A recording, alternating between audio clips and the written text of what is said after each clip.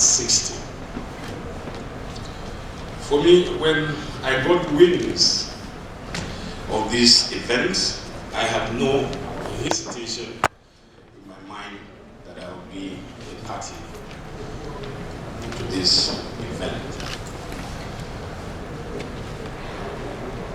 Attempting to do justice to the legacy that BBCHausa service has established in this gathering will amount, in my opinion, to a joke. And for some of us who had the, whether I would say distinguished or undistinguished honor of being raised partly in the village and in the cities, we know what BBCHausa was and still is. I remember as a young man, the only voice that woke me up from sleep, because if you had grown up in my house, whether you like it or not, you must listen to BBCHausa service in the morning.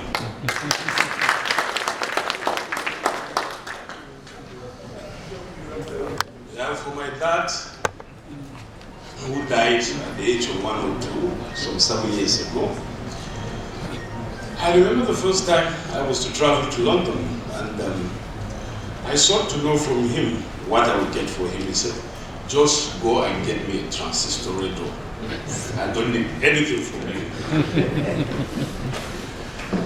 So, and whether really you were trying to catch the depth of the Hausa language, or you wanted to listen to the essence of Britishness of the English language, especially when you hear the Queen speak, BBC was a destination.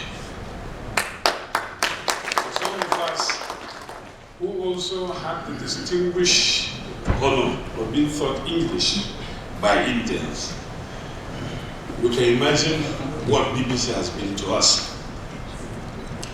We learn the essence of the Hausa language and quality English from the BBC broadcast. There's no doubt that BBCHausa service contributed a lot to the advent of modern democracy in Nigeria, the one we practice.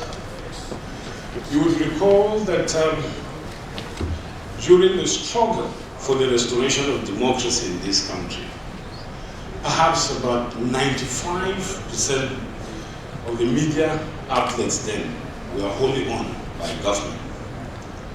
And there was no sufficient platform for citizens who desperately needed the restoration of democracy to express their voices.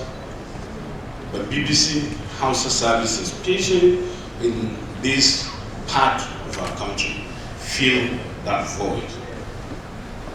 Now I understand that BBCHausa service has more than 20 million listeners in West Africa alone. And I think more than 30 million listeners across the world who listen to the BBCHausa broadcast, either on radio, on television, or on YouTube. This is a very powerful force.